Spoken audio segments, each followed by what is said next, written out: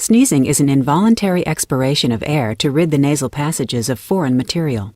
Particles that enter the nostrils and irritate nerve endings in the nasal mucosa trigger impulses that are transmitted via the fifth cranial nerve to the brain's sneezing center in the medulla.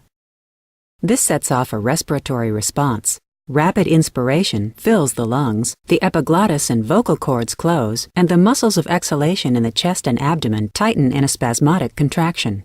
These events create a buildup of pressure in the lungs. When a sufficiently high level of pressure is attained, the vocal cords relax, the epiglottis opens, and an expulsion of air rushes through the nose and mouth. The force of the sneeze propels the irritants out of the nasal cavity.